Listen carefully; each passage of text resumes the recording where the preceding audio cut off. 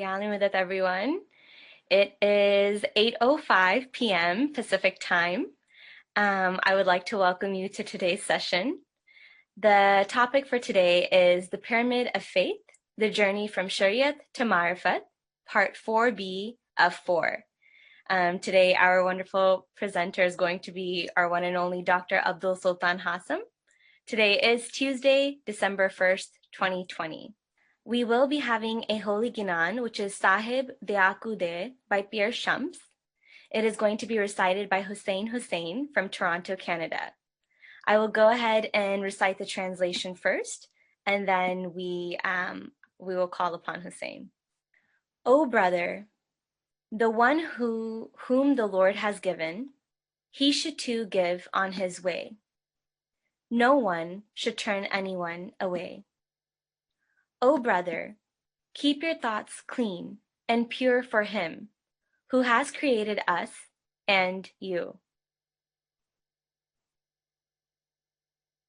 O brother, showers of light are falling upon the gardens, or this light pours only on the fortunate ones. The Lord who showers this light is forever present. Fill your vessels, hearts, with this life-giving water. O brother, the earth is asking the sky, where have such moments gone? O brother, such moments have been blessed with the vision of my Lord. O brother, those moments have gone to paradise. O brother, Pierre Shams, whose heart is like an ocean, pleads, O King of souls, Lord of the universe, have mercy on the weak and the powerless. At this time, it would be my honor to call upon Hussein to recite the Skinan. Yalmadad. Mulali with it. Eji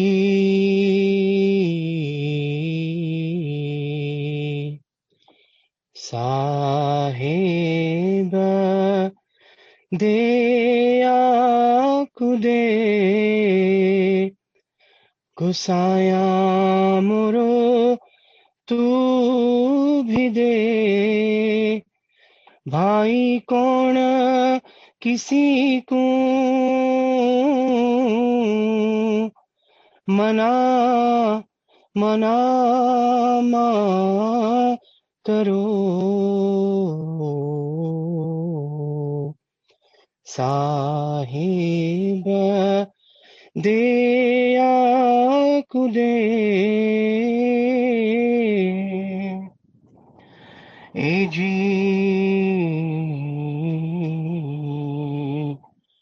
Chinta hamara तिसी चोखा करो तिसी चोखा करो भाई हमने तमने जेणे सिरजा धरे Sahib Deya kude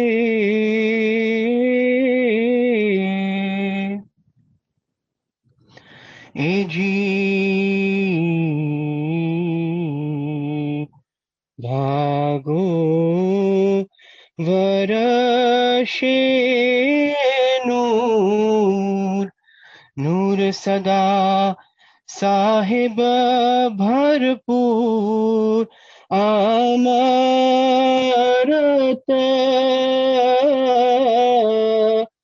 Patra Bhare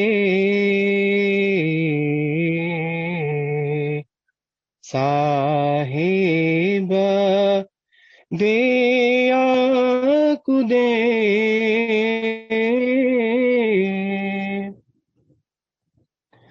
Eji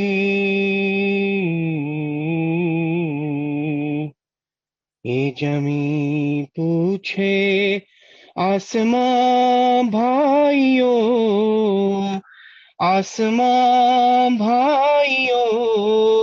ए ओदे मुनिवर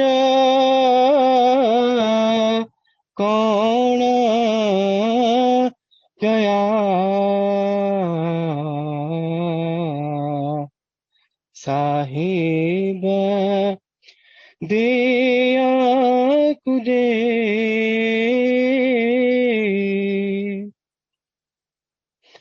एजी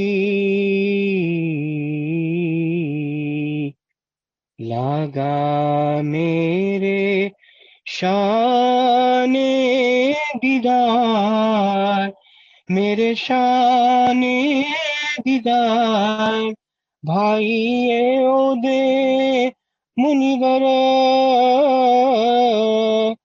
गई कूंज गया साहिब दया कुदे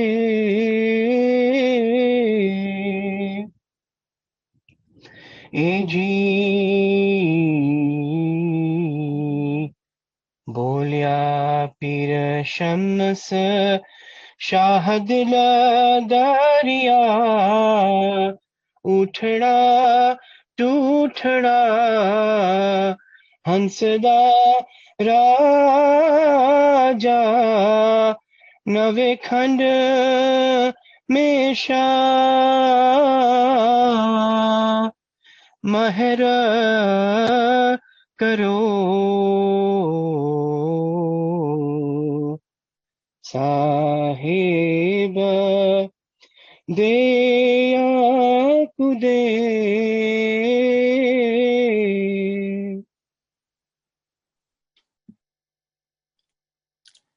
Thank you so much, Hussein. That was very well recited.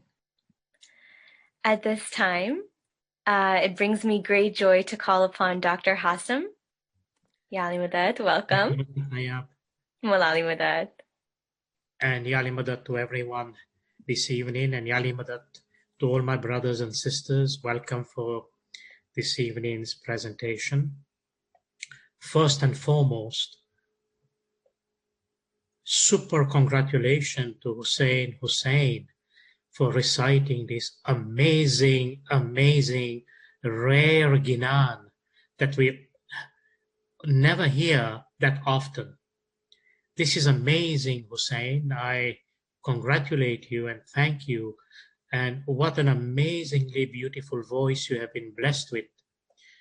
And I have to say this, when you look at the words of the Ginan and you look at the tune of the Ginan as recited by Hussein, then you realize that the two combined together basically evokes feelings, evokes emotions, and evokes the search for that knowledge.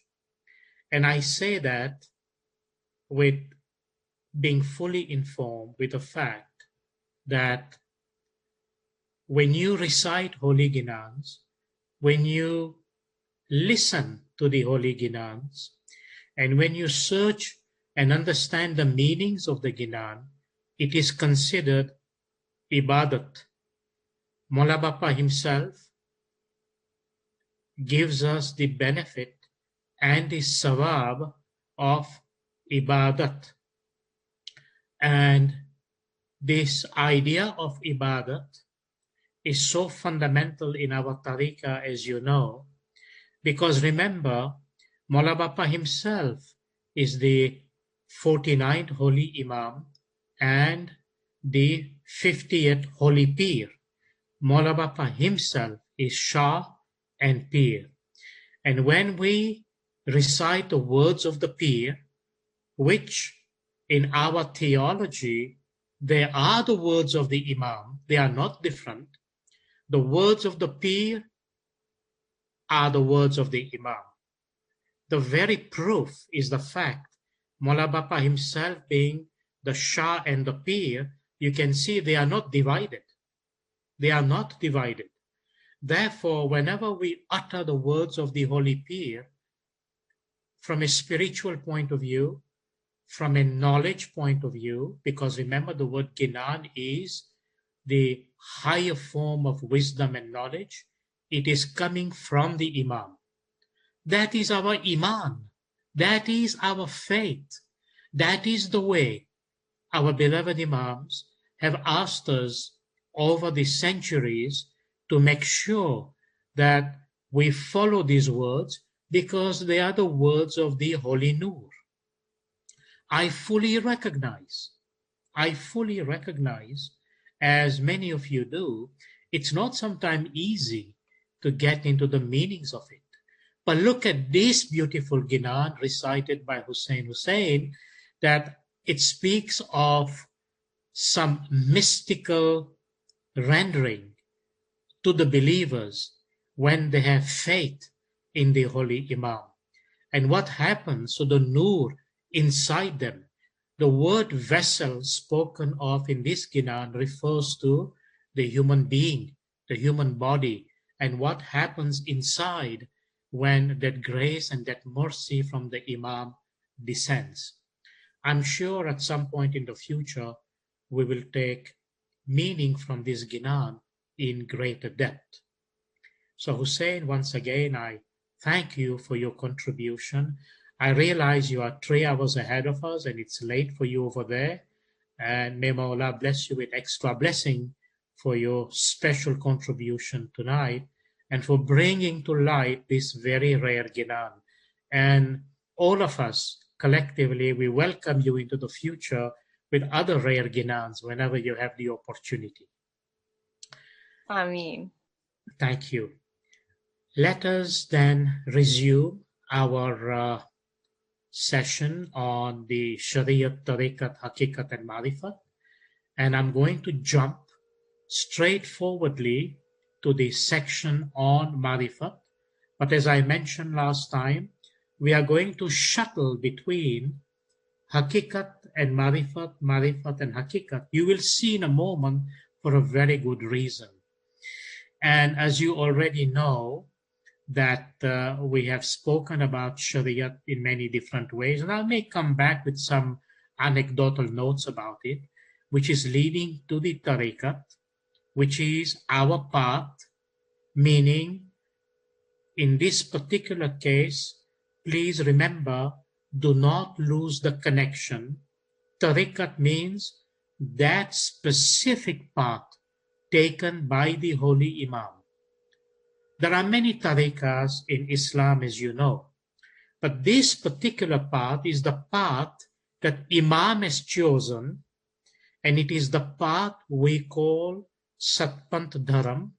That is the path we call Sirat al-Mustaqim, and that is the path of the Holy Imam. And where is that path taking us? That path is taking us to the Hakikat. And you remember, I have mentioned many times to you during this series that please remember the word Hakikat. Hakikat means the recognition of the Imam of the time. And this recognition, so here we make a very important connection. When we say recognition of the Imam of the time, it's not just is physical recognition that the Imam is physically present, and I said a lot about it in my last lecture, but this Hakikat, this inner reality, this supreme truth, which we call Hakikat, which only the Imams have, is leading us to the apex of this pyramid that we call the Marifat, if you like, the end point to infinity. Marifat is the end point to infinity. And right here at the outset, I have to say to you, this is the most challenging and difficult aspect to articulate. There is no language that we have that you can articulate the idea of Marifat. So as we move along, I'm simply representing to you the roadmap drawn by Holy Imam Shah Mustansir Billah alayhi salam in the Holy Pandiyat, where he speaks about the Shariat, the Tariqat, and the Hakikat. and basically saying that, remember, in our context, the Shariat is the candle that brings the Roshni, the light. The Tariqat is the path, the Rasta, the path of the Imam, and the Hakikat is the destination, which, as you already know, that the believer have been asked to walk upon. And the Imam confirms to us in our tariqah the purpose and meaning of everything is the inner meaning, the batin. It's the batin, which in this particular case is the ultimate purpose of the Shariat introduced by the Prophet, which was the inner meaning, the batin, that is the recognition of the Imam of the time. So, about another Ginan, which is the Buj Nirinjan, there are few verses we need to explore into that Ginan, but that is coming just down the line. So, in the quest for Marifat, as I mentioned, it is in a sense this end point to infinity. What can we say? Look, I'd like to bring to you, just by way of comparison, the teachings and the quotes of a Chinese mystic philosopher of ancient China. Something very interesting there. Now, why am I bringing that to you?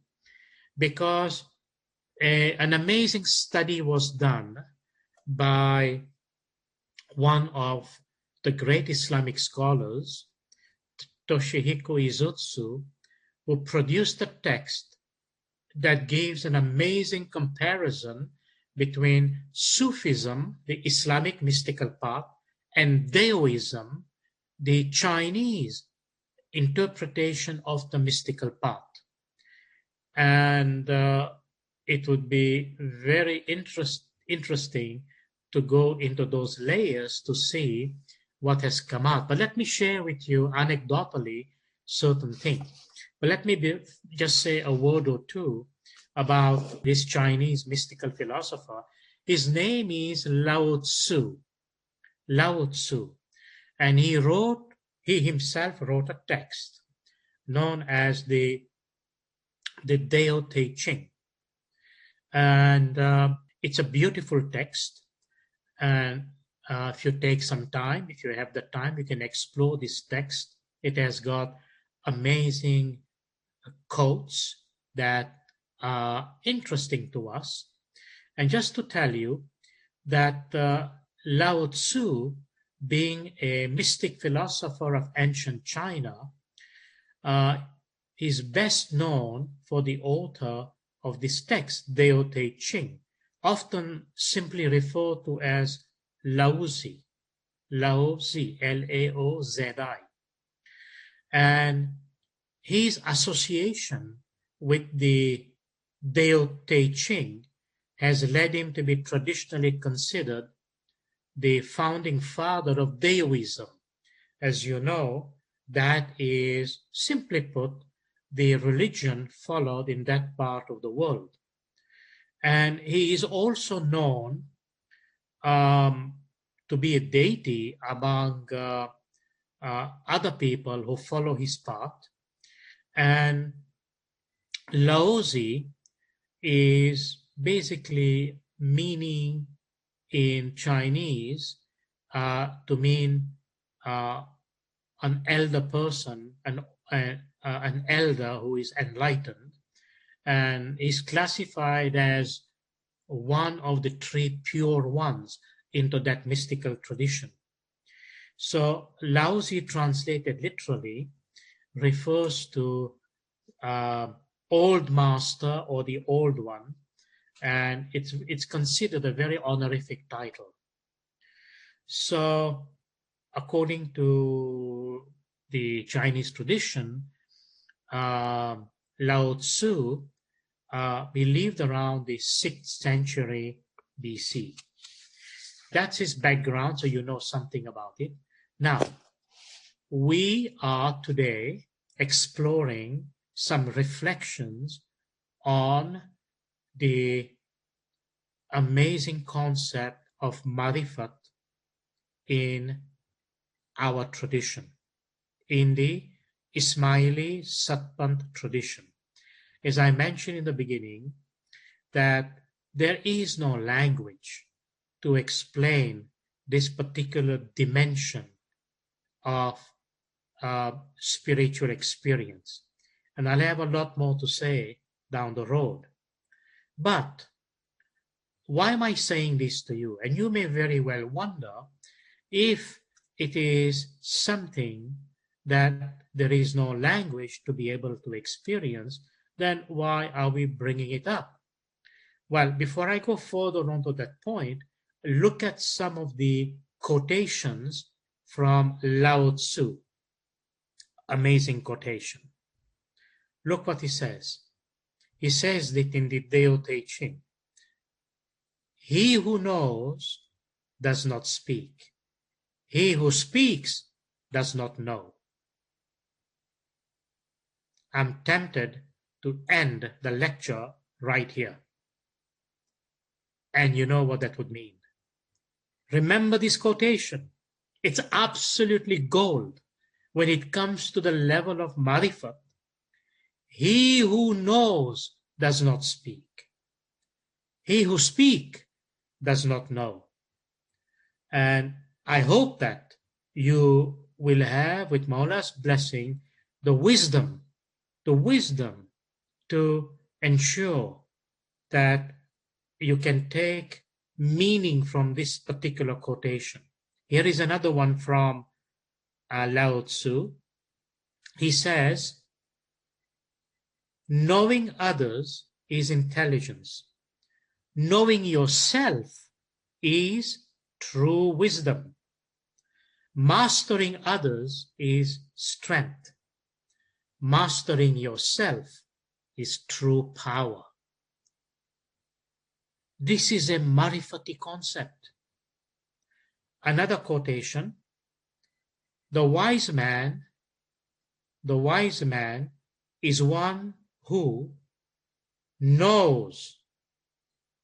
The wise man is one who knows what he does not know.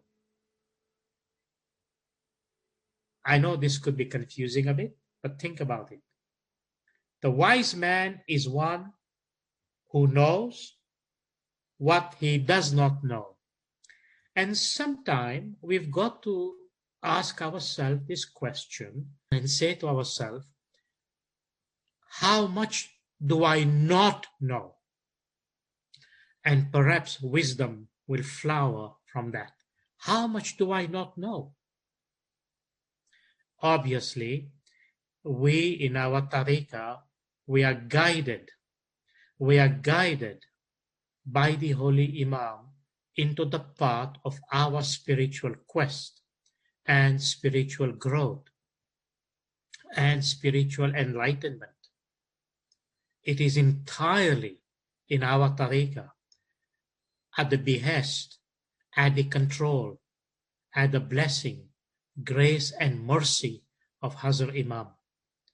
Only Maula Bapa's mercy and grace can allow us to remain on this path, because remember, this is his path. This is the path he has chosen to be on, and being the case, he has allowed us, he has admitted us into this path to allow us to reach our end purpose and goal. One more quotation from Lao Tzu. He says, love is a decision, not an emotion. Can you relate to this saying? Love is a decision, not an emotion. In other words, one of the facets of speaking about love is the introduction and fusion with the intellect, because decision is made through reason and the intellect. And Lao Tzu says, love is a decision. It's not just an emotion. I hope you know why it says this. Because if you leave it at the level of emotion, remember, emotion comes and go. Emotion can rise high and fall down. But if something is generated through the act of the akal, which is, do you remember my lecture on the akal? That akal and spirit or soul are together. Meaning, the love that we are speaking about is generated from the soul and as a result transmitted in the form of a decision through akal, which means it is the kind of love that will not fall, like what emotion gives us, a temporary action in the context of our feelings. So these are some of the quotation. Of course, the Deo Te Ching is quite a big text, and maybe Mola willing sometime in the future, I would love to say a few things about that. But the point here is right now is that the mystical part that we are speaking about, generally speaking, has also been manifest in all other traditions when I am very specific on this, when that mystical part was alive. And today, after many centuries, a lot of changes, a lot of corruption, a lot of addition and subtractions have taken place. As a result, it may be possible that many of these parts do not remain pristine, pure, the way it was intended to be. But that's another issue, and they do not concern my lectures and my sessions. I simply mentioned that to you because I wanted you to understand there is a search going on, even in those parts. And remember, that search in our tariqah, it's a search that is conducted under the holy guidance of the Imam of the time. This is so important, my dear brothers and sisters, for you to put that into perspective. And I know that I have mentioned this in the past in many ways, but because today we are speaking about marifat, and sometimes there is the tendency to simply hear that marifat is something that's lying just out there and everybody's taking a shot at it. And everybody takes a shot at it on the basis as if one could actually expose marifat in the way that it has been presumably by that form of articulation been brought forth. And I say to you, go back to the saying of Lao Tzu, the very first one that says, he who knows does not speak, and he who speaks does not know. And I am going to today, in this lecture, give you the evidence of this. This is not intended to discourage anyone to have the temptation to say things. But remember, I have to set the root. I have to set the foundation. Have our beloved Imam not say to us, do not discuss this matter in public. Did he or did he not? And do you know the consequence?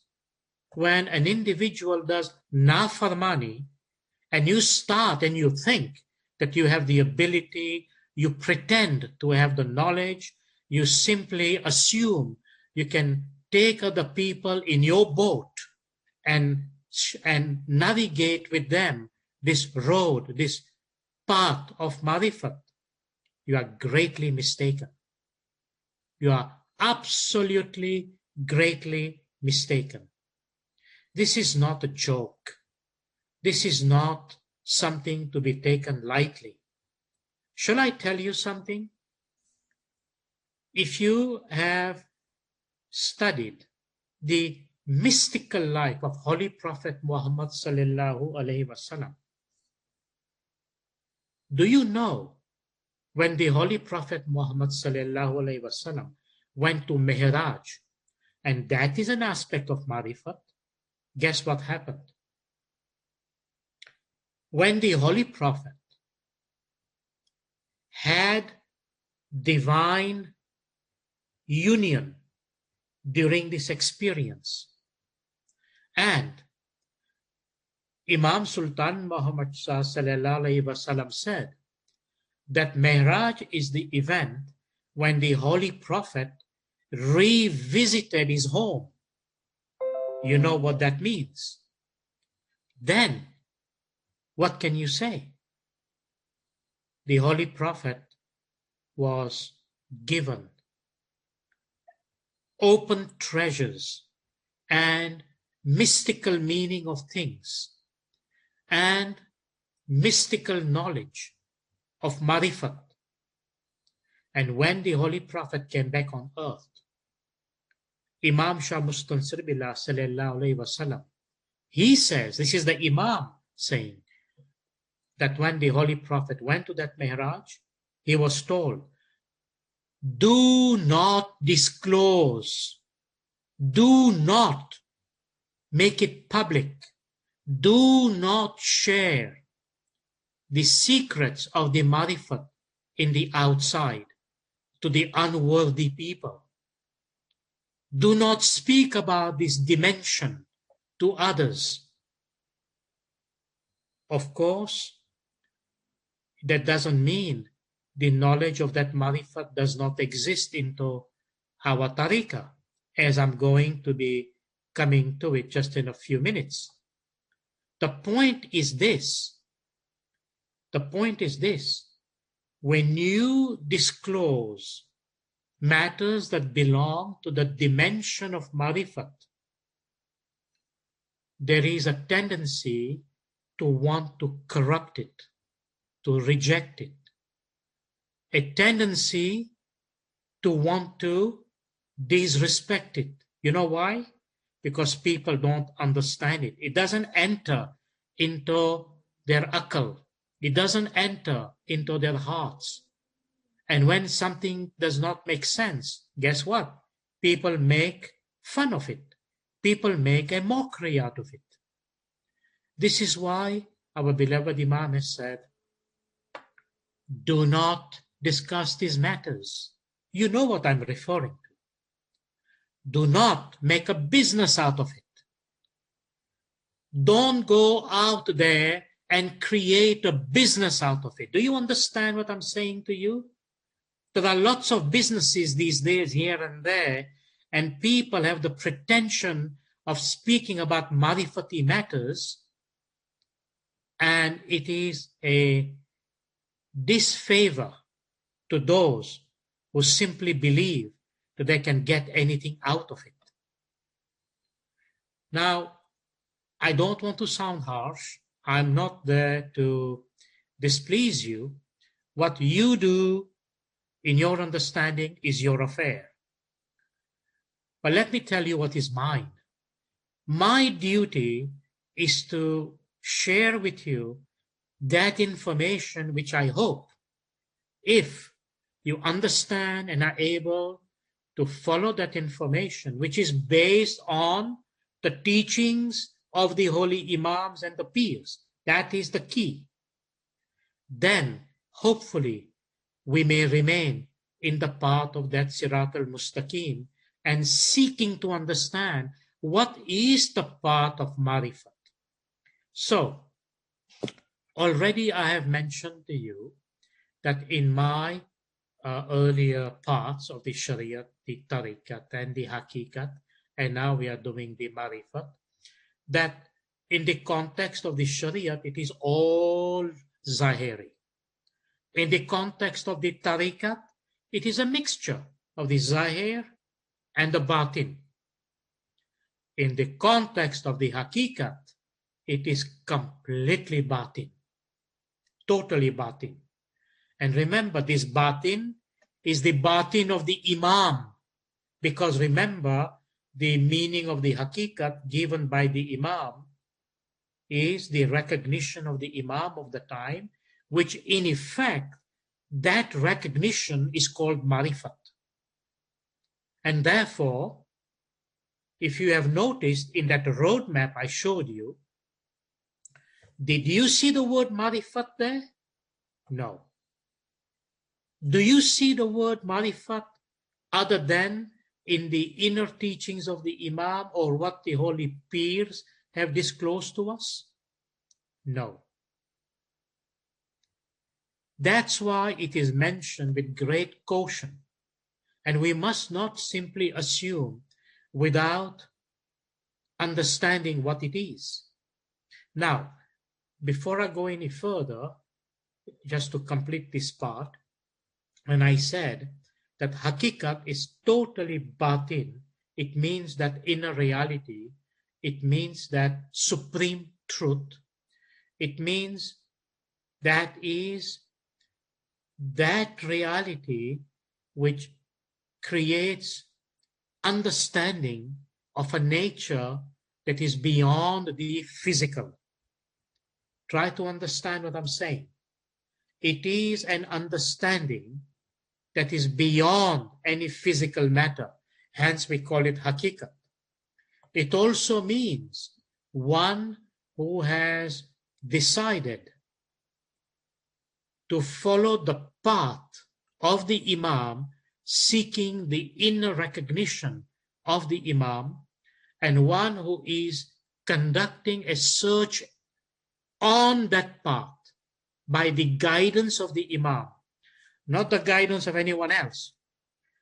Don't go saying, well, this Sufi path says this, and that mystical path says that, and this person says this, and this person says that. You know what? The moment you say this, you are lost. You are now gone away. You've gone away from the path of the Imam. I have to say this because I would be failing in my duty to you if I don't say this. Why is it that I'm saying to you what I just said? Because our Imams and our peers have categorically told us this path is sharper than the edge of a razor or the edge of a very sharp sword. Now you tell me, how sharp is sharp? What does it take to walk on the edge of this sharp sword? And how disciplined must you be to walk on this edge of this sharp sword? If you don't have that discipline, you are going here and there and you're whimsical, what's going to happen?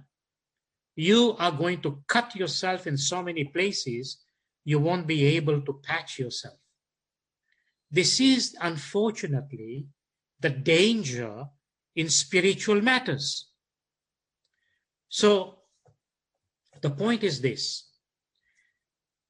You have to make a very serious decision, pass on this understanding to others, share your perspective of this understanding to others, and say to yourself, what is the purpose of your existence?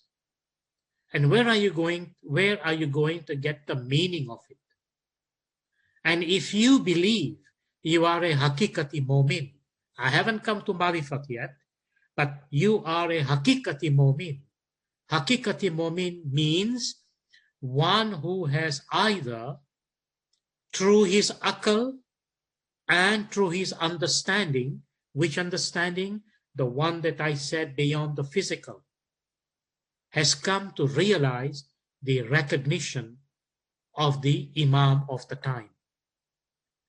And if you are such a hakikati mu'min, and you are at the level of the hakikat as given by our Satpanth Dharam, that hakikat given by the Holy Imam, then you will come to know There is nowhere else to go for you to spill the beans.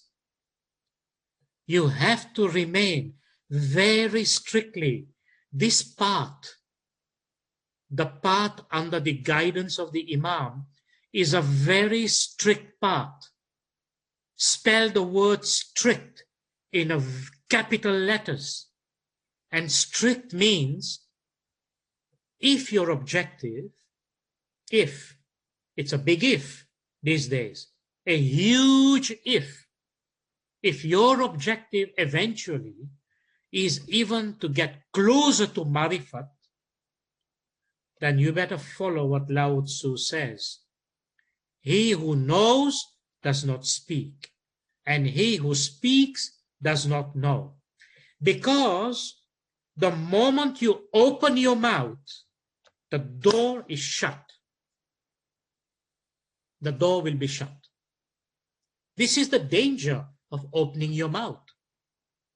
That's why mystical matters, they say it's silence. Why do you think people sit in silence when they are in the mood of higher prayers? When you are sitting between 4 and 5, are you sitting in what context? What is the context within which you are sitting? Think about this. Are you sitting with stimulants of light on and your phone in your ear and your laptop in front of you and all other distraction? Or have you been told to sit in a manner whereby you have been specifically directed to put aside all worldly matters? Have you not been told in no uncertain term that do not engage in any worldly activity at that time? So now what happens? When you are out of that time, does that give you the authority to go out there and open your mouth and make that a worldly matter? Does that not contradict the guidance and the directive and the search our beloved Imam says that we should conduct? I have to tell you this in no uncertain term. The slightest, the very slightest disobedience and going away from the farmans of the Imam will take you away from all the blessings, grace, and mercy of this path. This is how strict this path is.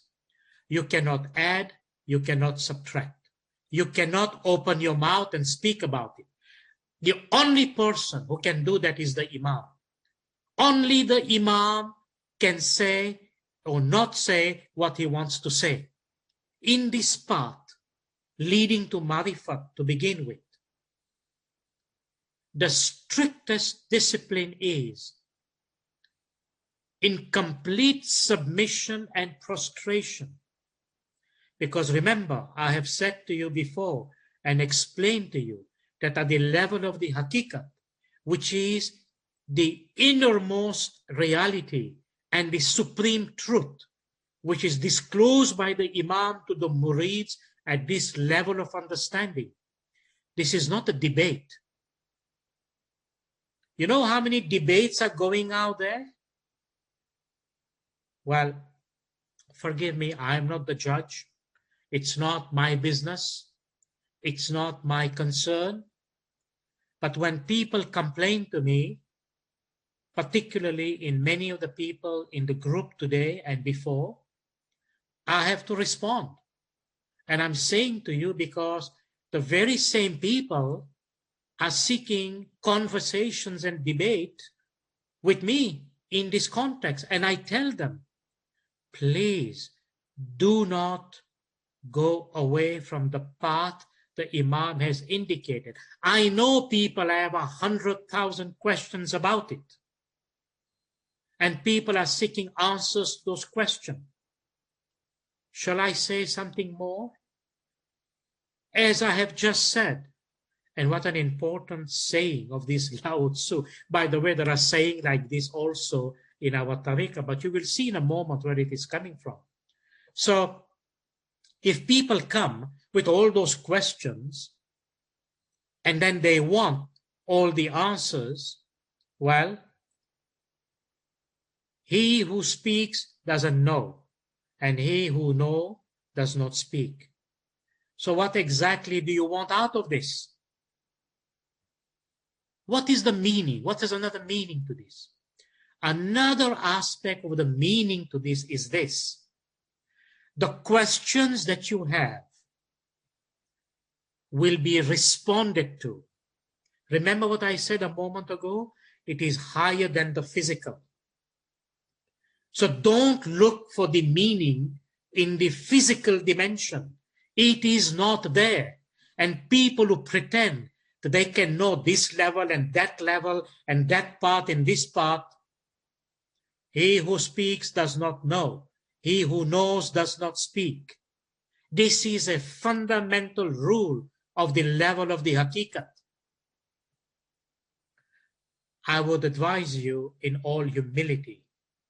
I would advise you in all submission and with utmost respect. Do not make the inner meaning of our practice a matter of public debate. They are not intended to be. That's why it's called esoteric. That's why it's called batin. And you know what Mola Bapa has said? Let me tell you in no uncertain term. Mola Bapa has said to us, the batin must remain batin and the zahir must remain zahir. And Hazrat Imam has said, I have authorized no one to render what is batin into the zahir. Now, this is the guidance of the Imam. So what would you like to do? Would you really think that people who make the claim that they can speak about the hakikat in a manner that is so open as if this was something they can just get into the next dollar store? Or you think that the people who render the hakikat are cheap and people who fall for it, you know what happens? The door of marifat closes. It shuts. And we do not want that. We do not want that. Now you might say, why? Why? The reason being, because marifat is the form beyond the hakikat, which is a form of higher batin, if one can use that term, and it is a stage of actual enlightenment. So when we say marifat, it means actual enlightenment, actual enlightenment. It is a state, when we say marifat, in very simple term, it means a person who actually has experienced Mola Bapa's Nur, meaning Allah's Nur. If you are a person who has already gone inside that Nur and become one with the Nur, then you can make a claim, if you are authorized, that you have now reached that stage or state we call marifat. Don't confuse it with all the mumbo jumbo that exists out there. I'm speaking about our tariqah. So if your objective, if your goal, your objective was this end point to infinity, meaning to reach the Nur of Mola Bapa, and if you have been successfully admitted into that stage, meaning given by the Imam, then you may claim that you have now reached that state and stage of marifat. And remember, as it says in the Holy Quran, Kul al-Ru min amra Rabbi. I always say this one verse. There are hundreds of other verses. Maybe I can bring them at some point for you to see that they are there. But I keep drumming this particular sentence into your mind. That the Atma, the Ru, as this word says, al-Ru min amra Rabbi, the Ru, the soul, is by the command of the Lord, of God. And the Quran says, the knowledge of which we have vouchsafed but only to a few. The knowledge of which we have given only to you but a little. Now this is an expression in the Quran. Now when we speak about marifat, it is related directly, absolutely directly, to that state in the Ginan that our holy peers call Mahapad. And look at what that Ginan says, just to take a sentence or two. This Ginan, Sakhi Mahapad ke rivat, Mahapad koik jaane re. Very, very few people really know about it. Very few people. Do you know Imam Sultan Muhammad sallallahu alaihi wasallam?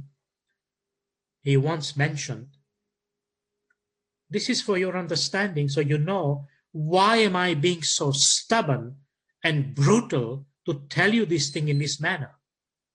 Imam Sultan Muhammad sallallahu alaihi wasallam said, from the time the world was created, from the creation of the world, think how far back that is, okay? From the creation of the world till today, the Imam says, very few have reached that stage. That stage which Imam called Asal Makan. Now, how many billions of human beings have come and gone on this planet from the time creation came into being? And who are these few people who actually reached Asal Makan? In the farmans of the holy Imams, in the teachings of our holy peers, the holy peers by way of example have mentioned it to us. They have told us, not counting the peers themselves.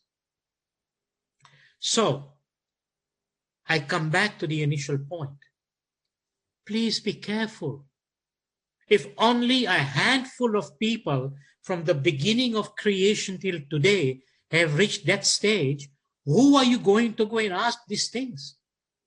You made a promise to the Imam to conduct your search under the guidance of the Imam.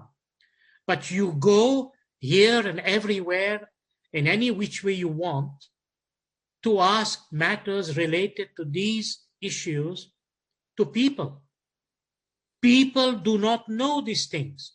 They are simply giving their opinions. You want to be subject to people's opinion? That's your choice. Follow the path Imam has given, none others. No other path is this path. People's opinion is another path. And I will be speaking about these matters of opinion and taqlid as given in the Farman. You will be shocked what that means. Let me re-emphasize in no uncertain term. If our quest, our desire, our yearning is to reach the state and stage of marifat, then at a stage of hakikat, that understanding tells us that for that door to open, you have to follow the hakikat of the imamat, not anybody else's. It doesn't matter how people think they can articulate that hakikat. It's not for people to do that, because it's a search under the guidance of the Imam.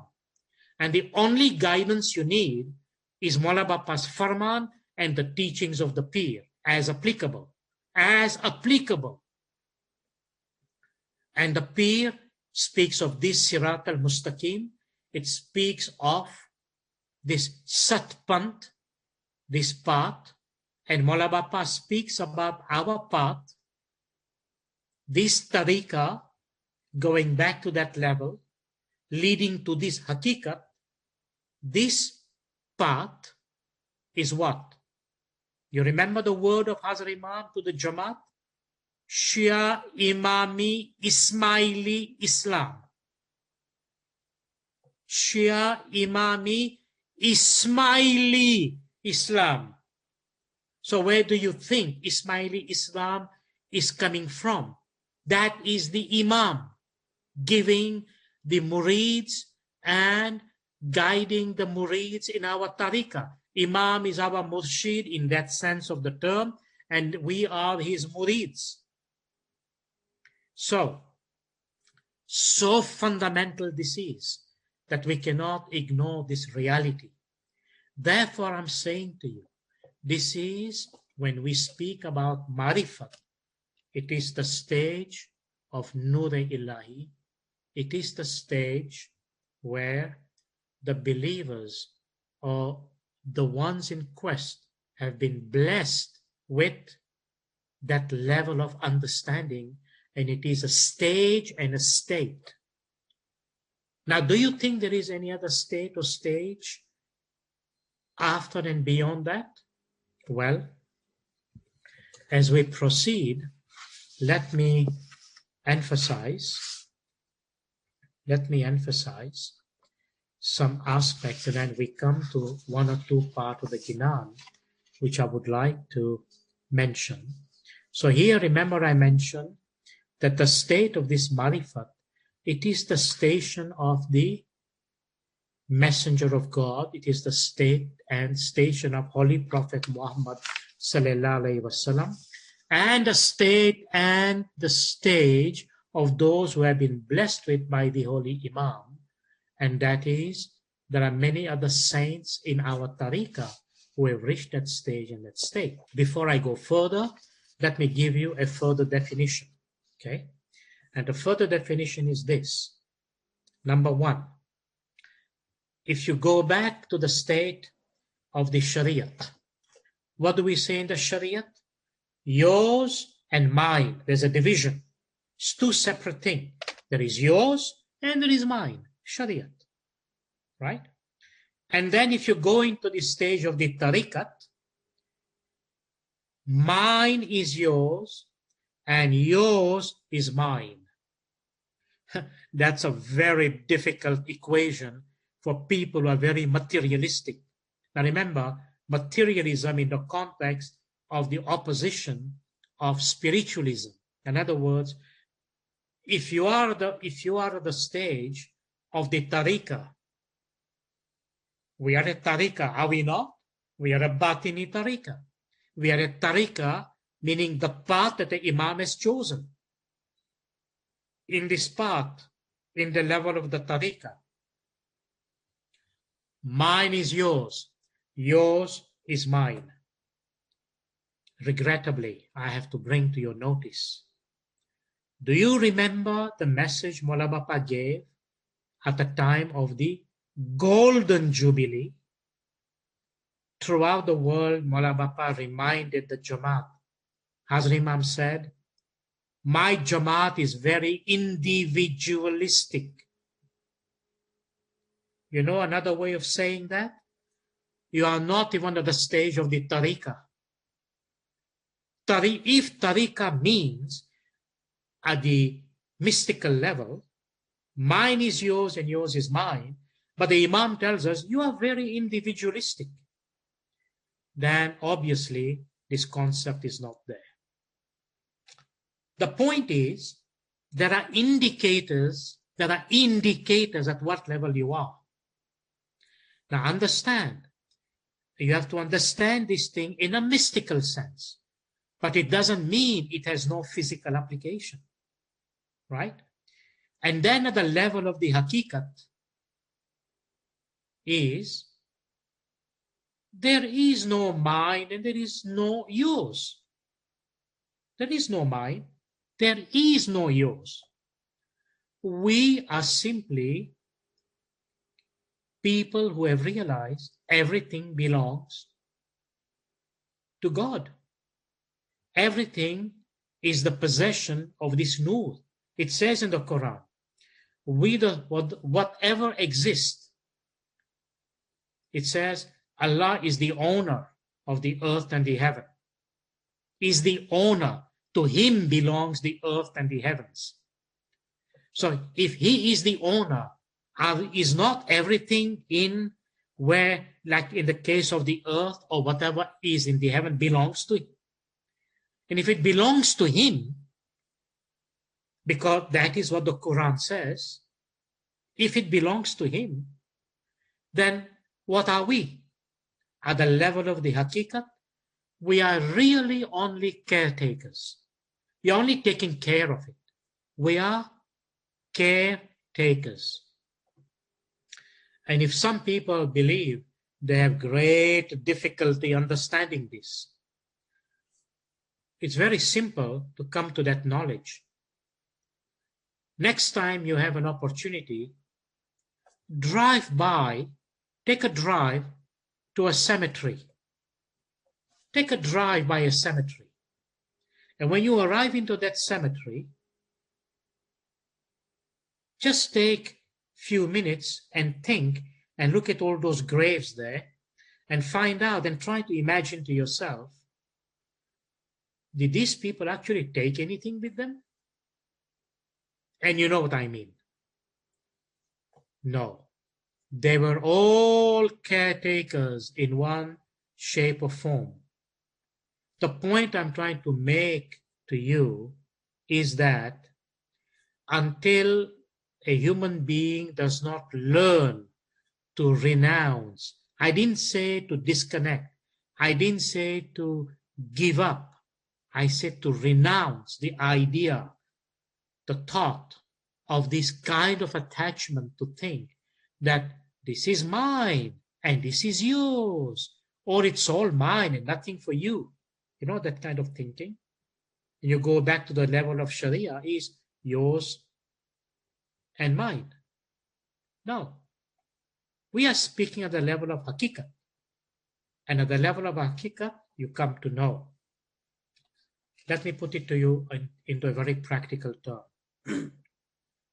Just take a minute, but we have to continue with marifat.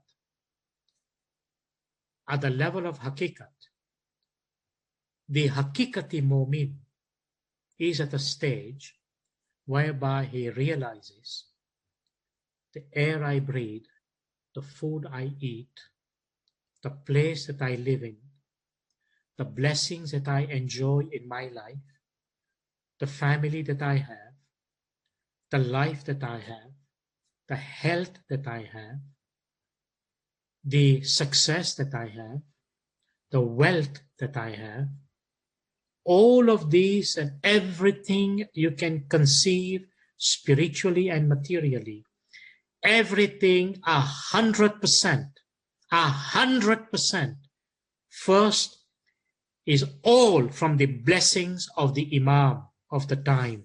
Please say salawat Allahumma salli ala Muhammadin wa ali Muhammad.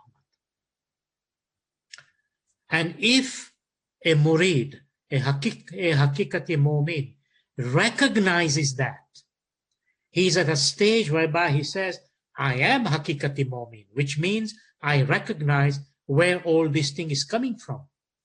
Then this hakikati mu'min has the ability to be able to say, this is not mine, I'm a caretaker. And my Imam has given me guidance to this regard. Remember the guidance Mullah Bapa gives about the ethics of our faith? And when he says that what is the social conscience in Islam and in our tariqah, read about it. I don't want to go into deeper meaning here because I will miss the opportunity to say the other thing about the marifat. But I'm building the bridge that I started last week. So the point is that the Hakikati Mu'min is the one who's gone beyond attachment to possession and beyond attachment to possessions and external ideals and things in general, including fame and position. Because at the level of Hakikat, once is the recognition, everything you have is from Mawla. Look, this is our Iman. This is how we articulate our faith. And we say, without Mawla Bapa's blessing, I have nothing. Whatever I have is Mawla Bapa's blessing. Even the air I breathe, I mentioned, even the sleep I get, even the health I have, A to Z, Alpha to Omega, is Mawla Bapa's blessing. Which means, if you are a Hakikati Mu'min, immediately after recognizing that, you would say, Allahumma laka sujudi wa ta'ati. You go into prostration whereby you recognize you are nothing, he is everything. Or, as we used to say in our earlier dua, it's the same formula in a different configuration. Maulana Shah Karim al-Husseini li zikri sajud. Why am I saying this to you? Because the beginning of marifat, beginning is the act when the murid, the Hakikati Mu'min, is submitted in prostration and remains in that state of prostration forever. Now you might say, how is that possible? Yes, it is. Whenever you can, you prostrate physically. And I'm saying in the real sense of the term, like when we say our dua, there are acts of prostration. Remember what that prostration means. Look at my lecture on submission. Now, it's not just prostration of the body, it's prostration of the heart, which includes the human akal. In other words, you have annihilated yourself at the point whereby there is only but one reality, and that only one absolute reality is Mawla himself. That is the only reality, the one absolute reality. Can we get to that stage? This is Hakikat. We have not even come to Marifat, but it's the beginning of Marifat.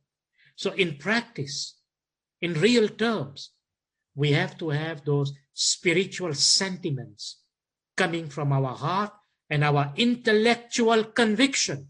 Mawla Bapa said, our faith is a faith of conviction, not of convenience. Until you make that a conviction, it's tough to believe that you can even reach the beginnings of the notion of marifat. Because right there at the level of tariqat, we can't even say mine is yours and yours is mine. You know the best example of this idea? Look at the life of Holy Prophet Muhammad sallallahu alaihi wasallam and that of many saints and mystics in Islam and in our tariqah. But when you reach the level of hakikat, you categorically come to know, even though I am in the material world, I know I am a caretaker. I know I'm a caretaker. And you know what Mawla Bapa said? Use what you need if you are blessed. Use what you need. Share what you have in excess. And Alhamdulillah, many thousands of murids across have demonstrated that social conscience. So, but that's an individual matter, and it is in the purview of each individual to be able to seek to understand and seek to see how they put Maula Bapa's farman in practice. Now, marifat. At the level of marifat, what is it? Just one step back so you make the connection. At the level of the hakikat there is no mine, no yours. At the level of marifat is there is no me and no you.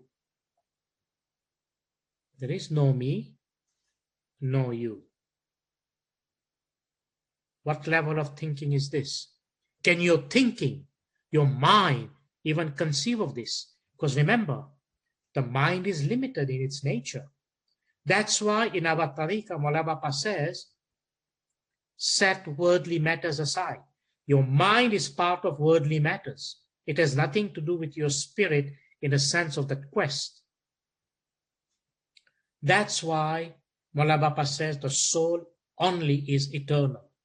But how will you understand this notion that the soul is eternal or the eternity of the soul? How will you understand that? We can only understand it if and when Maula Bapa opens that door for you. And that door can only be opened if you follow his farman, not opinions of people, not what people have said to you. You have to always go back and say, what did my Imam says? Now, do you think that when Maula Bapa gives guidance in such matters as he does, that the guidance was so ambiguous that now you need to open a shop and basically create consultation related to these matters? No one is authorized to do that. No one.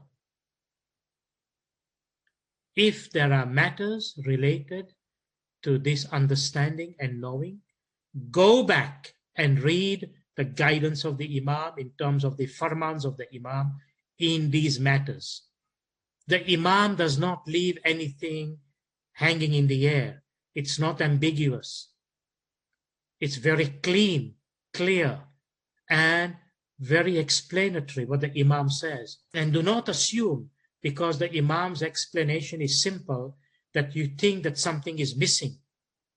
That would be a terrible tragedy if somebody was to think that way. Because Imam is aklikul. Imam is aklikul. Do you think when people are blurting their opinions about matters related to the word Imam is given, that they have even the slightest understanding what the word is? You better think about it twice. Because if that was the case, there would be no need of any Imam. And because we are speaking about this subject, I don't want to get involved into these things because you know my position. But I have to say this because some people got confused. And right today, before this session, some people said to me that we have been guided. I don't know by whom. Okay, I don't know these people. So we have been guided that we should look into the 99 names of God for any direction that the Imam gave us when we went to the Imam in search of this path. And I said, really? The 99 names? So I said to this person, where did the Imam say this? Show me a single farman in the last 1500 years related to these matters that you can go and say that this is the guidance Imam gave related to names. This is a tragedy. If you think you can pick up a name from the 99, why do you need the Imam? Go to these opinion makers who believe that they can give you a name or guide you into those names. You know what mystics say about this? Leave alone in our tariqah. Do you know what mystics actually say? They say these 99 names is like medicine. Imagine you enter a pharmacy and you say to yourself, oh, I need a medicine for my ailment. What do? Why do you think there is a pharmacist? Why do you think a pharmacist go for 4 or 5 years of training and many years of experience then to understand how this medication and how to administer this medication and how to basically give out medication to those who come with a prescription? Why? You don't need a pharmacist. Next time you have an ailment, go into a pharmacy, just pick up the most beautiful box that you see, or you say, oh, the red pills looks very delicious, or maybe that green pill with the blue pill might make the magic that I need. Try it out. See what happens to you. Do you know what mystics are saying? And I will give you the references if you need. Mystics are saying, don't think this 99 names is simply something you can just go there like in a pharmacy and just pick a name to think that you can just use that name. It's not like that. That's why in every Sufi group there is a sheikh, a master, a guide who guides people into those paths. That's not our path. I'm not speaking up. I'm speaking about those 99 names in which they've been administered. And Sufi mystics are saying that if you happen to pick a name that is not compatible with your well-being, that name can even create sickness, mental sickness, physical sickness, and even death. Look, they give an example. There is one of the divine names, it's called Al-Qahar, meaning the destruction, destroyer. Would you like to say that name? Would you like to say that name? Think about this. And there are many names like this. The undertone of these names is, like I said, is like a medicine. So what do? We go to the Imam of the time in our tariqah, the Satpant, the Sirat al-Mustaqim. And what do? We go to the Imam and we say, Mawla, I want to achieve that stage and that state of enlightenment. Please, Mawla Bapa, guide me. We go to the Imam. Mawla Bapa said, okay, you have come here and the Imam will show you that path. The Imam will show you that path. Where does it say that you have the ability, the power, you have the authority in matters of this path? You go to the Quran or you go to the teachings of other people in relationship to this and say, oh, that's okay, you can open the 99 name. Then why you went to the Imam? Go and pick up your own medicine into that pharmacy of names and use it. And let me say something more to you. As I said, this is a very sensitive issue and matter, but I have to say it. Do you think if you find a similarity of a name given to you and a name that exists in that list or any other mystical list, do you think it's the same name? It is not. It is not. Let me tell you that. I repeat, it is not. Even though you think there is a similarity and people make believe it is that meaning, it is not. There is a fundamental difference. You know what is the difference? Let me say it to you, and I will say it only once. Then we have to continue. The difference is this. Whatever comes out of the divine and holy mouth of Mola Bapa, from his divine lips, from his divine tongue. Lisanullah. Lisanullah means, is a word in the Holy Quran that means Allah's tongue. His word. You know that word Mola Bapa gives? Whatever it may be. When Mola Bapa gives it, inside there is him. There is him. His nur. There is his barakat. There is his blessing in what Imam gives. Doesn't matter if that list or that list or that person speaks their own. That is their own. We are talking about this. This is not the same.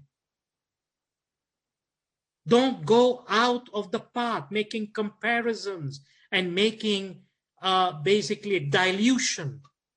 Because what that means, you have opened your mouth and now you have gone elsewhere thinking that you can drink the elixir of enlightenment. It is a fundamental and cardinal mistake to do that. Do not think because you may be confused or you don't remember or you suddenly think you have found a new great spiritual master out there that you can now abandon the path Imam is given and you can go there. I'm sorry to say, I'm not saying this. Imam Sultan Muhammad sallallahu alaihi wasallam, Maulana Hazrat Imam has also said it. You will shut the door. The door will be shut. You can't have two mothers, can you? Can you have two mothers? Whoever you are born out of that one mother. Now you want to go out there, find another mother, and try to make that mother the one who can give you the love that you seek. You know, the purest love that comes to a human being from a mother is uncorrupted, untainted. Anybody else who gives you love, it is a love that is based on their own attachment and their own selfishness. It is not pure love. Do you know what is that word Maulana Bapa is giving you? It is his love. Imagine if I say to you that, I give an example, that Maulana Bapa gave you something, that word, and that word is this, like this, an object. This is his love. You tell me, very logically, very systematically, with reason, that love, that is the word that he gave you.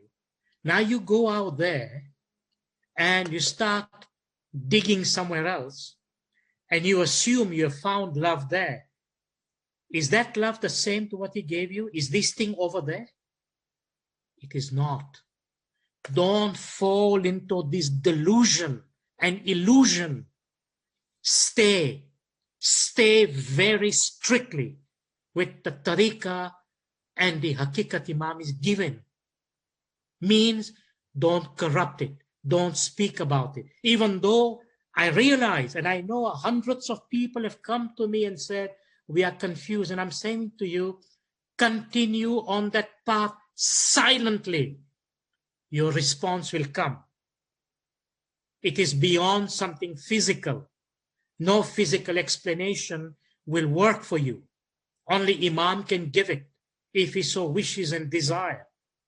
You think Imam did not know how to explain more and dig more and give whole lectures and series about this matter? That you should now go out and pretend and believe there are so many shops out there that you can go and seek this kind of spiritual guidance? Look, I'm not saying to you that if you're in a kind of trouble, don't seek help. I'm not saying that to you. But for goodness sake, have the wisdom to understand. These are not public matters.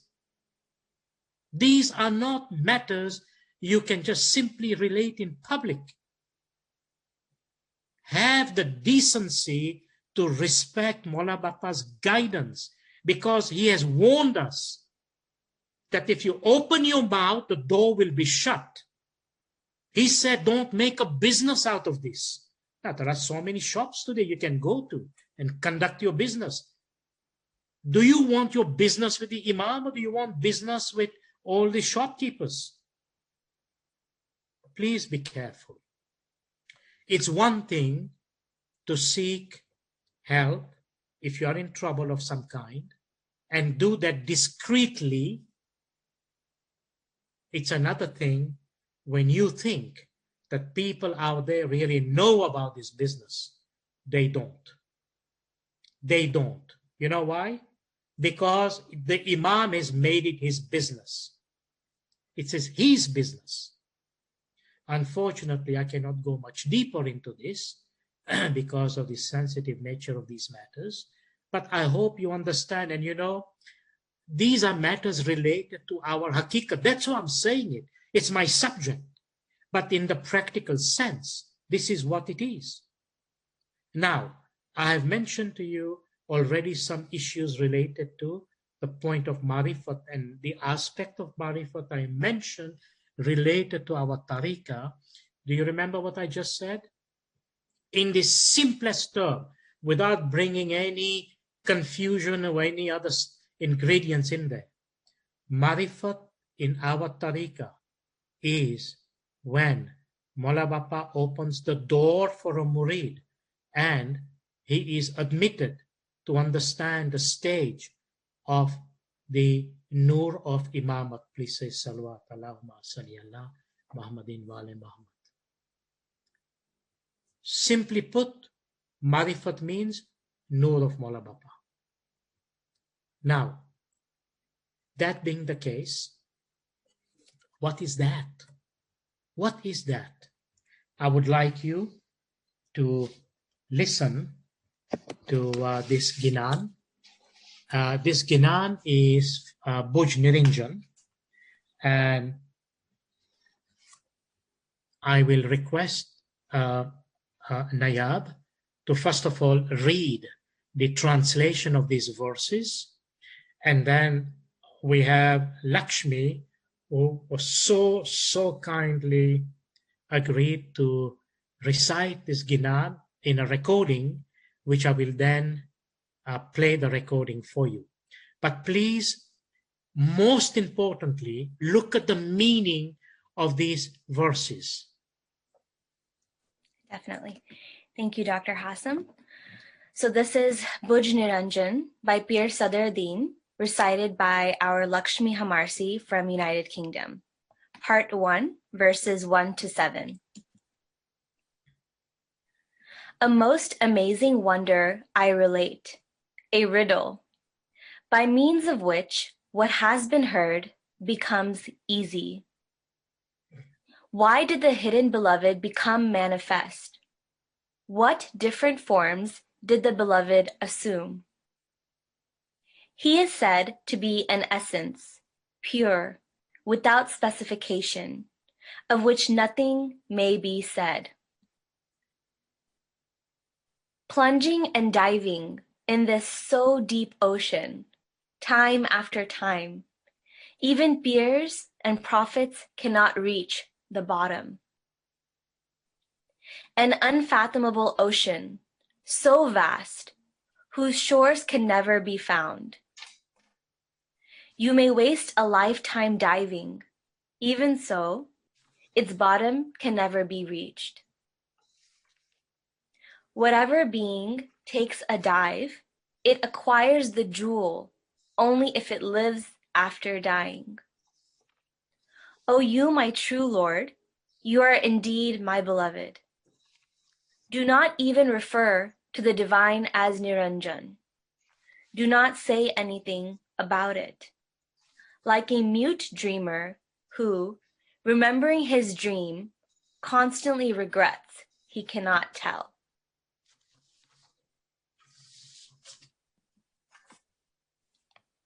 Let us now listen to the actual verses. Pooj Niranjan by Pir Sadardin, Part 1. अति अचारक कहो एक पहेली जिस थी हवे वात सोहेली पियो छान कियो प्रगट आया कहो ने कौन पिया भीख फिराया लाथी उन जात कहावे लाथी उन जात कहावे जाकी बात कही न जावे जाकी बात कही न जावे डुबकी ले गोथा खावे डुबकी ले गोथा खावे फिर पैगंबर तो या न पावे फिर पैगंबर तो या न पावे महाअगाध समुद्र कहावे महाअगाध समुद्र कहावे जाको पार कोई न पावे जाको पार कोई न पावे जो इस समुंदर में डुबकी खावे मर जीवा होवे सो मारे कलावे डुबकी ले जन्म घुमावे वाको थाग कबू एक पावे रे तुम्हें मारा साचा साहिया पियो जी तू ही निराला निरंजन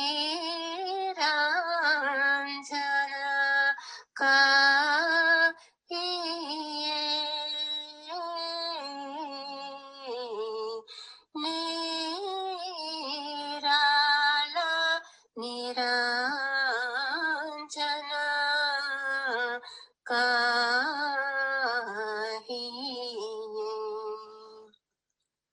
निराली कहिए कुछ बात रे निराली कहिए कुछ बात गूंगे सपना पाया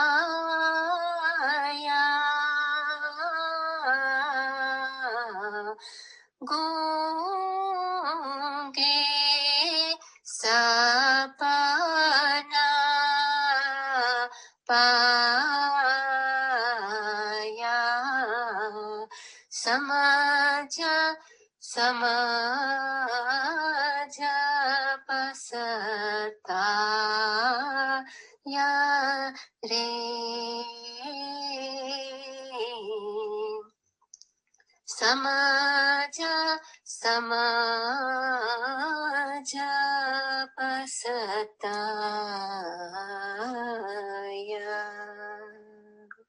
Thank you, Naya, for reading the translation. Thank you to Lakshmi, although it is by recording that we got her beautiful voice and her blessed voice.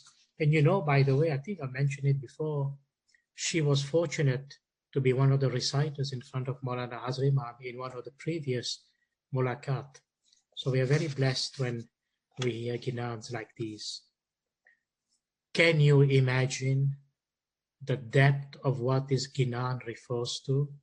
By the way, I should mention that the translation, I underline translation of these verses were from Professor Ali Asani. So thank you to him for providing us this translation, which are really, really very meaningful and very nice for us. So now, I know that I'm almost tempted to say we need a part 4C about this, and I think you understand what I mean. But let us just explore very quickly, and then I'll come to a conclusion.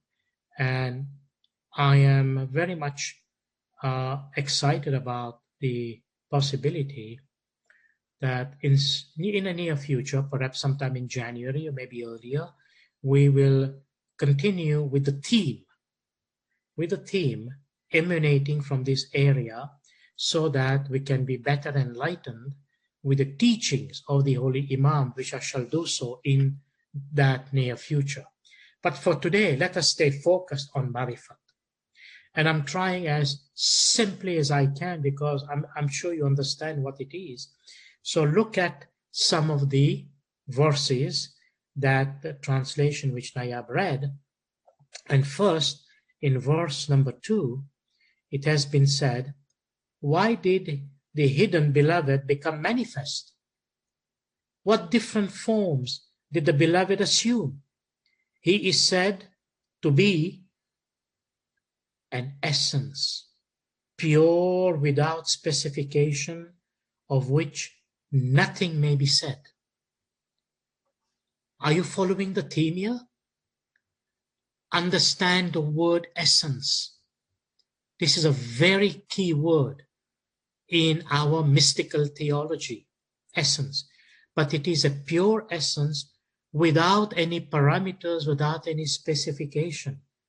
And the Holy Pir, Saduddin Sallallahu Alaihi Wasallam says, of which nothing may be said. Remember, he who knows does not speak. He who speaks does not know. Nothing may be said. And why? Why nothing may be said?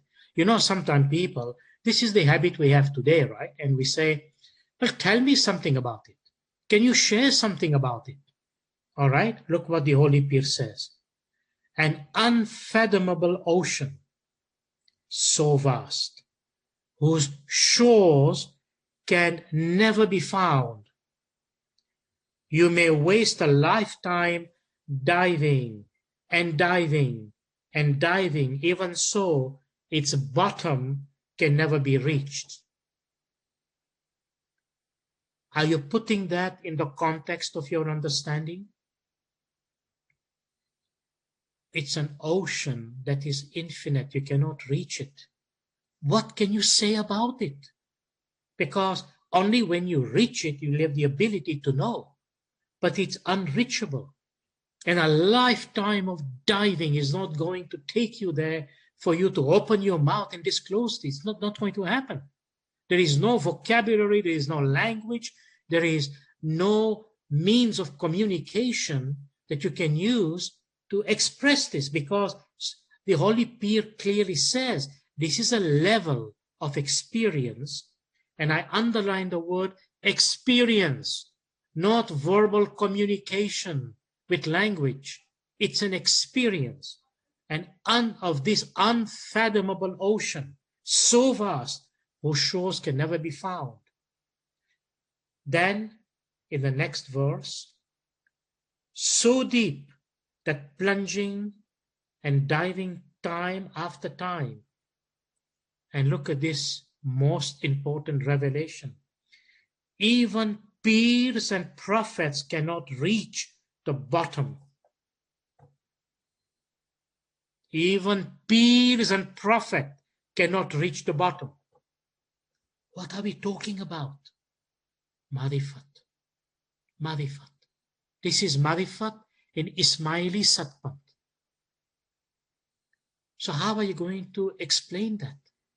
How are you going to come to that?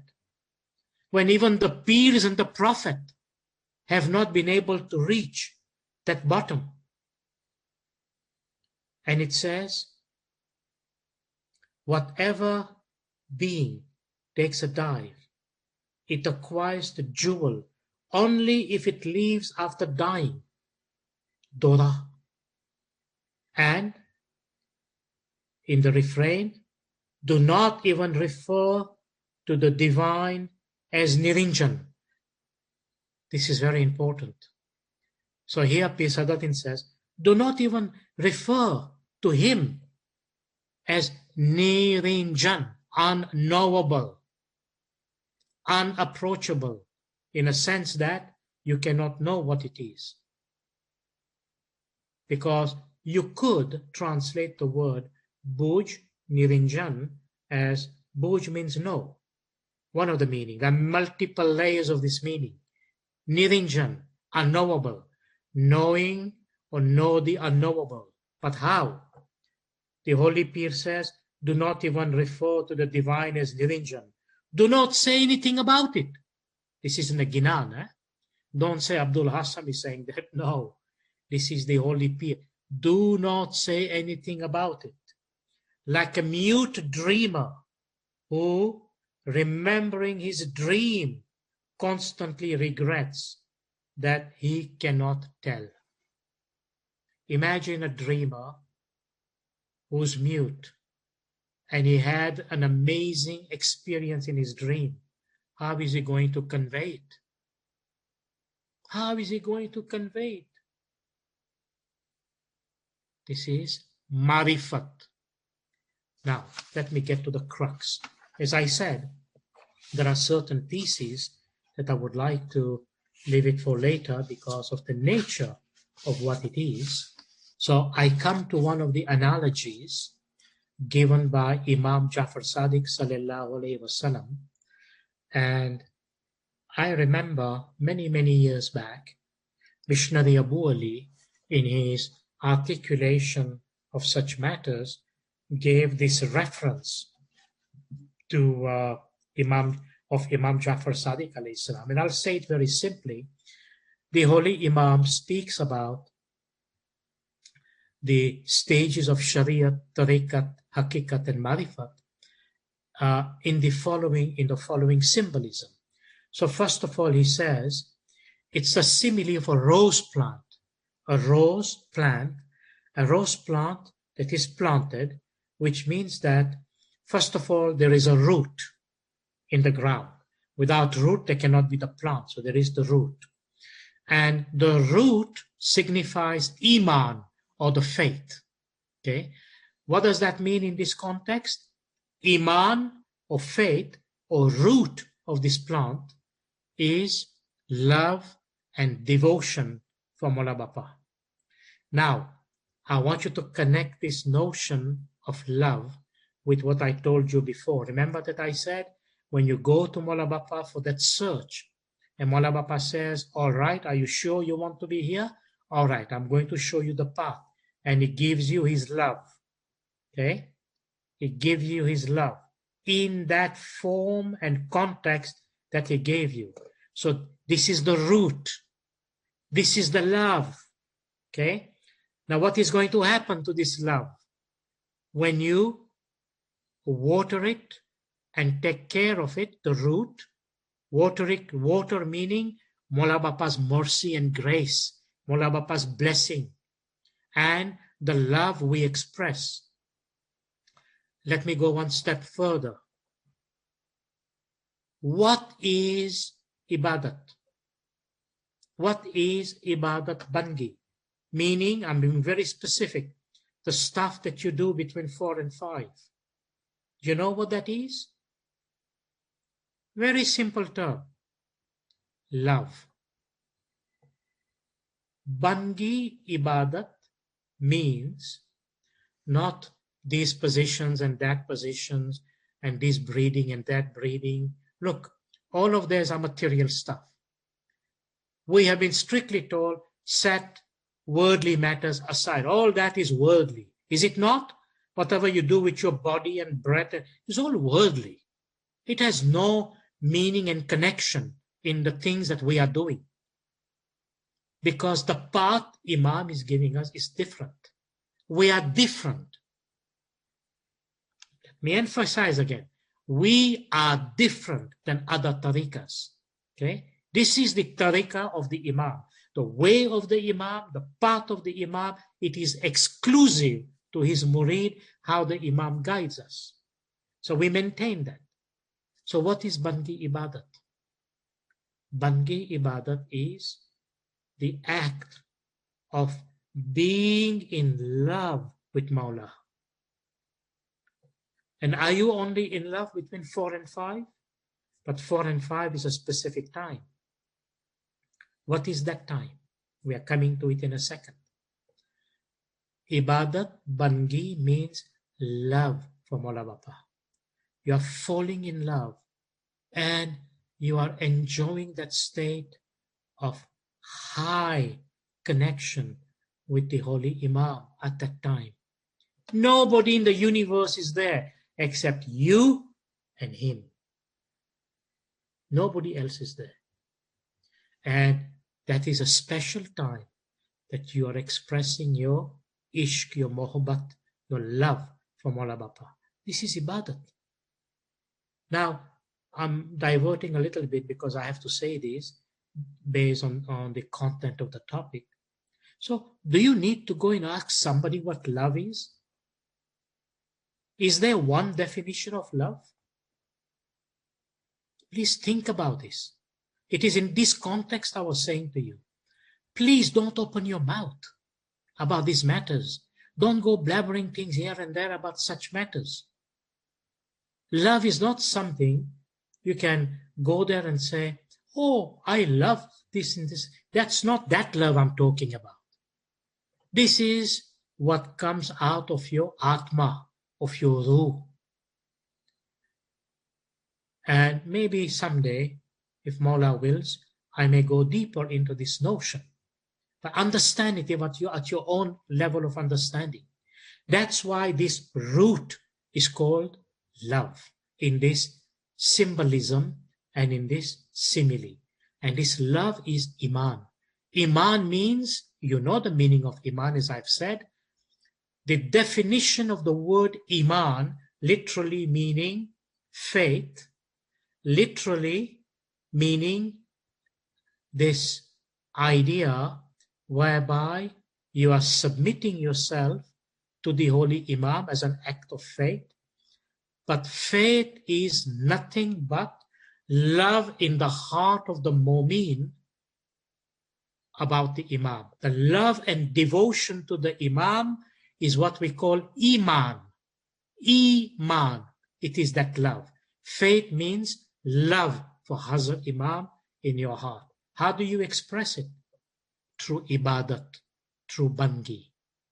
And that expression does not require any methods, does not require any kind of method. There is no method because it has to do with the soul. Does the soul have method? Anything other than the soul, it's the wrong identification. It's not the mind, it's not the body. And we have a Ginan that explains all of that. But I'm giving it to you in simple terms. So that is the root. The simile, the identification is this rose plant that has a root. And that root is Iman. Then, This rose plant has branches and leaves. You can make that image in your mind, right? There are branches and there are leaves. And these branches and leaves is the Shariat. But do you see one thing? This Shariat that we are speaking about is connected to that root, meaning the love and affection for the Imam himself. Then this rose plant has bulbs and buds. This is the tariqat. There are the branches and leaves, and then on those branches and leaves there are buds and bulbs. That is the tariqat. And then the blooming of these buds, bulbs and buds, when it blooms into this flower, in this case because it is a rose plant, then it blooms as a rose. That is the hakikat. So now think, stop and think for a moment. What is the root? At what stage the bulbs and the buds come? And then it blooms into the actual flower. The flower is blooming. And you are knowledgeable. You come to a state whereby you can no longer dispute what this flower was because it's a rose plant. And then what? If you are fortunate to become one with that rose, the flower in particular, you admire its beauty and its fragrance, which is indeed the purpose of that flower, whereby the fragrance is so captivating and the beauty is so mesmerizing that you literally have gotten lost in it. This is marifat. This is marifat. Now, there's so much that I think I could say, but I know it's very late, so I do need to bring it to a conclusion, but it's work in progress. So then, today, in speaking about marifat, what are the points of connection can we make? The points of connection is this. Whenever we, in our tariqah, we think of marifat, first I want to remind you of one sentence Mola Bapa said. And what did Mola Bapa say? He said, when you sit, remember what I'm saying. Okay, I don't want to go into detail because it's not something I desire to render public. But when you sit, and you know what I mean, the sitting. When you sit, do not sit in any other context except light. Do you see why the Holy Pir in Bhuj Niranjan, and particularly also the Ginan Hussein recited, which was so beautifully and I would say divinely coincidental, that the notion of light was spoken there. Mola Bapa said, when you sit, do not sit in any other context except light. Except light. What does that mean? It means when you are sitting, when you are contemplating marifat, when you are seeking to say to yourself, my objective, my goal, my purpose is this marifat. Marifat means Mola Bapa himself. Nothing else. Don't add, don't subtract, don't paint it any other way. Don't even think about anything that your wild imagination could bring it up. Don't even ask people, they don't know themselves. Know yourself. Because remember what Lao Tzu said? He who knows does not speak. He who speaks does not know. So you've been asked, seal your lips. It's a criteria of marifat. And that means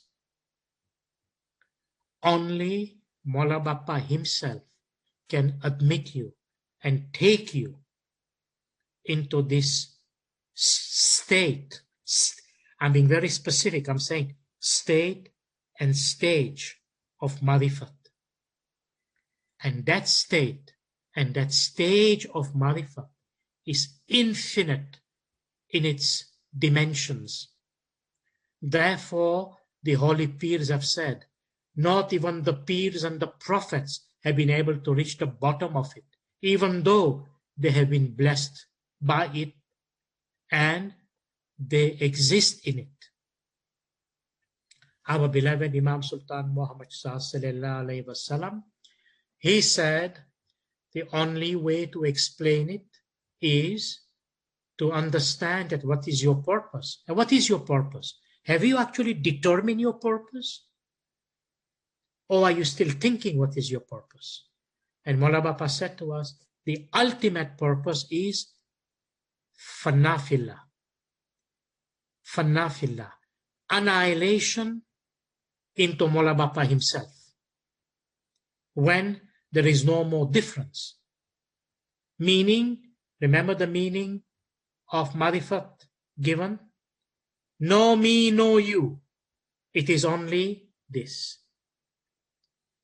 Now, I know these are very mystical ideas, concepts, thinking, but this is probably as far as we can go tonight. No doubt our holy peers, they have been so generous in this mystical knowledge, and they have given us many, many clues and aspects that you will not find in any of the world literature. You know why? It's simple. Because this Noor belongs to Mawla. Mawla Bapa is the master of that Noor. It is his property, belongs to him. He is Noor-e-Allah. And only he will decide. Do you think I'm being elitist by saying that? Read the Surah Noor of the Holy Quran. What does Surah Noor says? Allah guides to his light. Allah guides to his Noor, whom he pleases. Now you can see that in multiple dimensions, right from the level of Shariat, Tariqat, Hakikat. But what about at the level of Marifat? Think about this. Whom he pleases. So what must you do to please him? That's another topic for another day. Nayab, back to you. Thank you, Dr. Hassam. I think there are still many things to touch on, and a lot of our participants have touched on that, saying, can we have a 4C? So inshallah, we will see. But I was wondering if you were willing to stay for a little longer for a few questions. I'm here for everyone who would like to stay, and I know it's also late for you, Nayab, and I want to be respectful of your time. So please, the helm is in your hands. I'm here for you. Shukr. Okay, so then I think I will announce this as an exit point for those who want to leave. But we will do some du'as for you and for the participants prior to asking the questions. So on behalf of 300 participants, we want to thank you so much for your time and your efforts every single week. We appreciate all of your time. And we pray that Mola bless your Vaizeen, Mola, with good health, Ameen. safety, Ameen. comfort, Ameen. love, Ameen. and light. Ameen. Mola bless your Vaizeen with divine knowledge Ameen. and infinite opportunities to serve. Ameen. Mola bless us all with strength of faith Ameen. and courage so that we may walk the path of Sirat al-Mustaqim. Ameen. And Mola bless us with Manzili Hakikati Samaj. Ameen. Ameen. Then if you'll offer some prayers for our participants as well.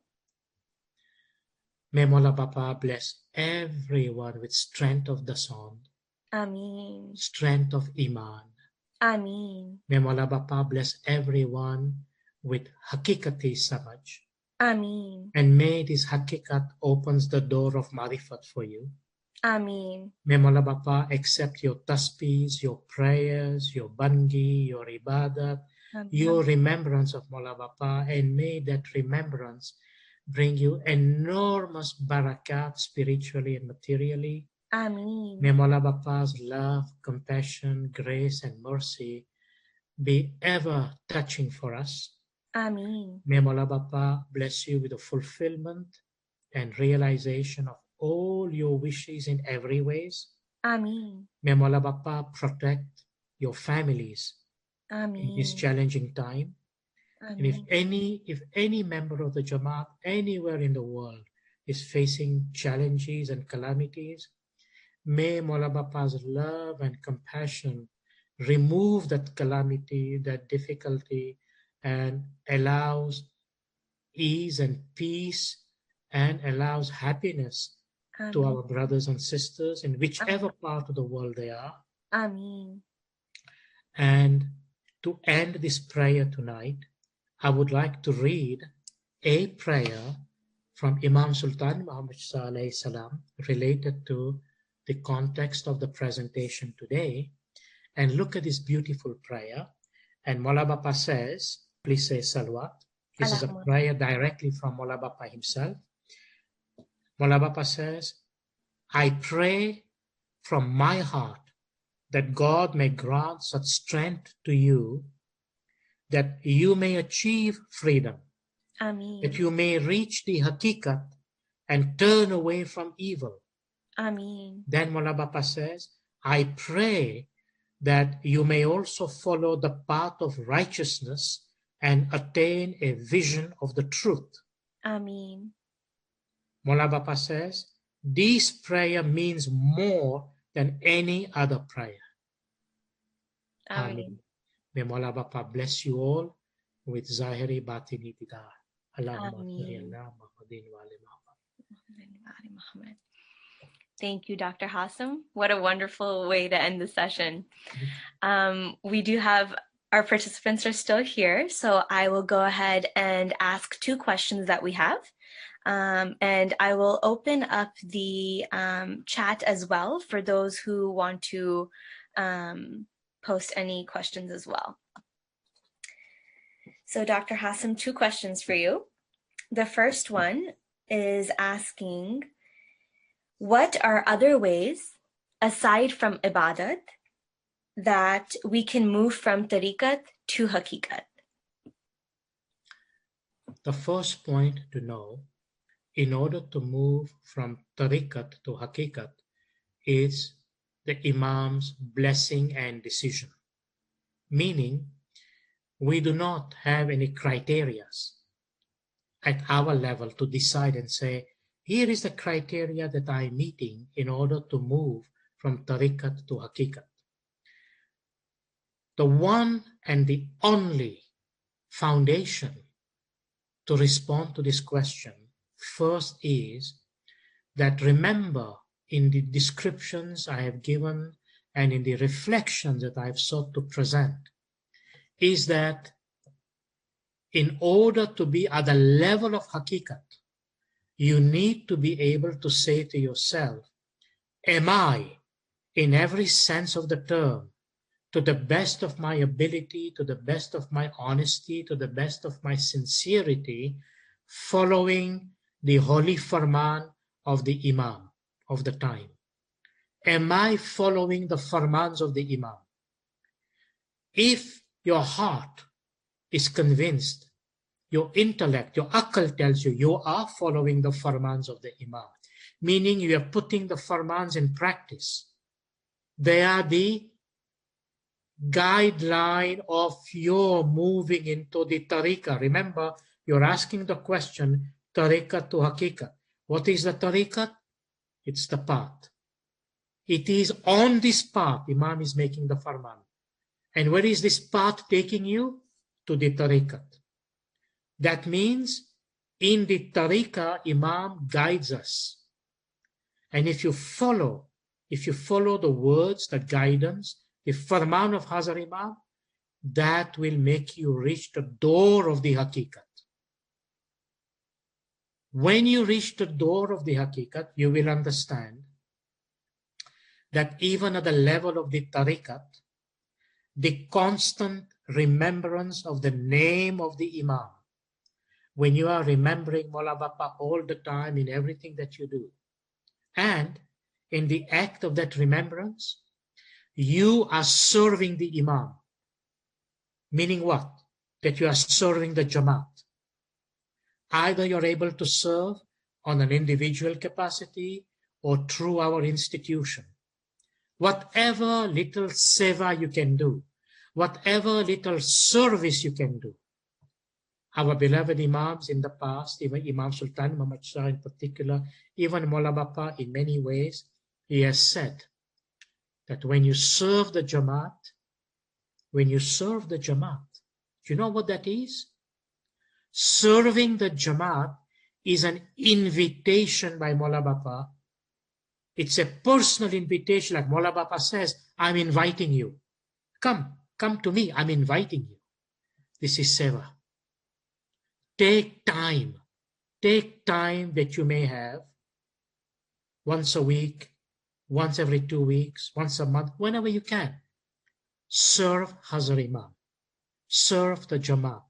And Mola Bapa said to us, if you serve the Jamaat, meaning you're serving the Imam, Mola Bapa said, I will give the benefit of ibadat to you.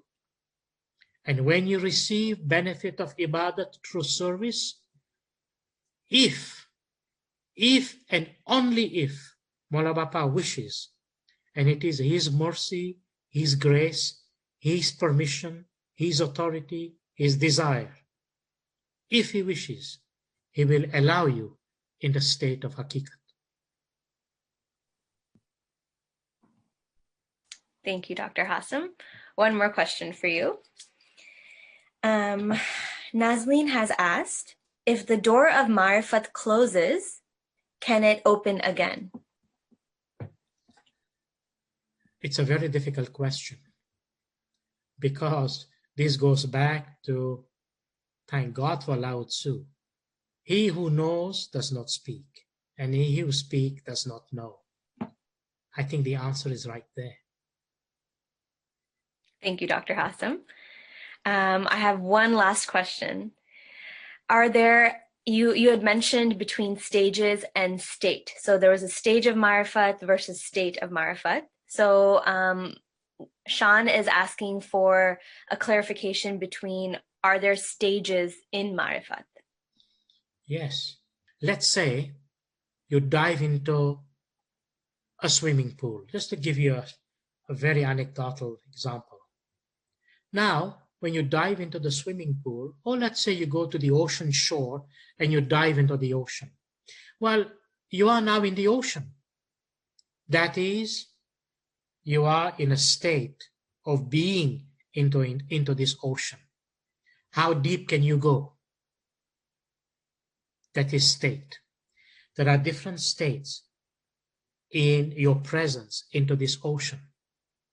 So this is an analogy. This is what I mean.